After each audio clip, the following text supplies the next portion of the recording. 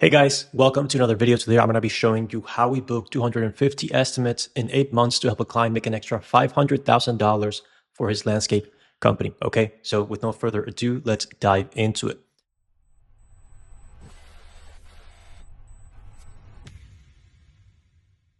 So before joining Digital Contractors, this client was making between $15,000 to $30,000 per month. It just varied depending on the time of month, the time of year, as it usually does. He had one active crew and he had no consistent source of projects or estimates. So because of this, he was trying to pretty much try different things to see what would work for him. So the first thing he tried was running Yelp ads. Okay, he invested about $12,000 on Yelp ads across 1 or 2 months. And from those efforts, he made only $20,000 back. It's awesome. He closed a project. The issue was that those $20,000, as you probably know, does not cover that $12,000 investment. So he profited $0 from Yelp, right? The next thing he tried, which was a little bit more successful, was Instagram posts. So boosting Instagram posts, right? So this was more successful. He did get a couple projects here and there. The issue was that he was talking to a lot of unqualified leads that just made him waste a lot of time. And there was also leads that just would never respond back to him when they reach out. Okay. So from here, he got about 30% of leads qualified, 10 to 15 leads per month, which is decent, and close 1 to 2 projects per month at most, right? So obviously 1 or 2 projects per month is not enough to hit that $1 million a year unless each of those projects is like 50K, 100K or more, okay? Now, once he joined us in March of 2023, so that means at the time of this recording, he's closing in on his second year with us, but his main goal back then was consistency and lead quality, okay? So the first thing we did was understanding his business and what he wanted. So we started off by figuring out what were the main bottlenecks for his business. What were the things that were keeping him from growing to the next level, right? From adding more leads, more estimates, and more projects to his schedule. Okay, so we found that lead consistency, like I said before, was the main problem that he was running into. He just wasn't quoting enough projects on a consistent basis. So that is the very first thing that we had to fix, right? So to increase the consistency of leads for Andres, the client I'm talking about, we set up paid advertising campaigns that showcased his work and also made it extremely clear what type of projects we were after. Okay, so from our campaigns, I was able to generate between 40 to 50 leads per month, which generated between 25 to 40 estimates per month, which was honestly very good. So we were able to solve that first issue of lead consistency. Leads were coming in very consistently, right? But the issue we're running into is that the leads weren't closing, okay? And obviously if you're getting leads, but none of them are turning into projects, you're just wasting money, right? And we don't want that. So the second thing we had to fix, second bottleneck after we were able to start getting leads to come in, was the lead quality, okay? Now, lead quality is the most important factor of any lead generation system, in my opinion, because if you're getting leads, but they aren't qualified, then you're not really getting leads, okay? You have to be absolutely clear about who you want to work with and who you don't want to work with, right? And this includes obviously the location, the project types, the budget people should have, the personality, right? So some people would just rather have like a cheap quote and be done with it. Others prefer to have actual quality work done for their homes. Okay, and lastly, timeline, okay? How soon should they be ready to start the project? Okay, so you should have an idea of what these things should look like for your ideal customers and make it so that 90% of the people you talk to fit that criteria almost perfectly. So to make this happen, what we did is we improved the qualification process that we were implementing for Andres, right? So we first figured out the ideal customer profile that Andres had for his customers. And the main thing he wanted was people, number one, that were not going after the cheap lead, right? That's honestly the first thing he wanted. Number two, he wanted projects that were bigger, nicer, and just more fun to actually work on. Okay, so what we did for the survey is we added 2 questions. The first question was to ask the leads if they were going to get multiple quotes. Okay, now most of them did say yes, because that's how people work nowadays. They are going to get 1, maybe 2 quotes apart from yours. And the second question, if they say that they were going to get multiple quotes, we asked them how they were going to select the company. So if anybody said that, hey, I'm going to go for the cheapest quote, then we automatically disqualified them, right? Because we know that Andres is not going to be the cheapest guy around. So why is he going to waste his time with people that are just looking for the cheapest possible quote for the job, all right? So anytime people came from our advertising campaign, we had a question, are they qualified or not? If they were, they became a lead.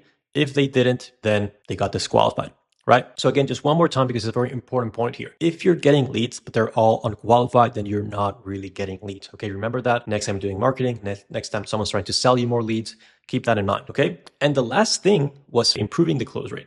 because sure, better leads were coming in, but we still had an issue where Andres was not closing enough projects. Okay. So for the first 2 months, he was running into an issue with his sales, like I said. So we had to make changes. I think he closed about $35,000 or $40,000 his first 2 months with us, which is good, but he could have closed a lot more. So we want to make sure we're maximizing that close rate for him. Okay. So the issue we found that with his old sales process, Andres was just going to the in-person estimates. Then he was getting the details and taking measurements, as you should. But at the very end, what he would do was just send the quote through an email, right? And that is the point where most contractors lose projects. Okay. You need to understand that the sales process does not end when you send a quote. The sales process ends when either a customer signs a contract or they tell you, I don't want to do this for some reason. Okay. So you need to continue to work and talk with the homeowners or the leads up until the point where you say, hey, here's the contract for you to sign. Okay. So how did we fix it? Okay, so how did we help Andres increase his close rate? We did it by adding more value to his consultations. Okay, so before this was the sales process right here, right? Now we're using this sales process right here. Okay, so what he would do is obviously complete an assessment call before the estimate. He would just give him a quick call before driving out there,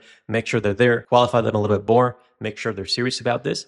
And then from there on, go to the in-person estimate. Okay. Once there, he would obviously take measurements, but he would also take out his iPad and draw a quick draft of what the project could look like. And I don't mean like a 3D design or anything fancy like that, just a simple draft so he could understand what people wanted and then show them so they could visualize it a little bit better. Okay.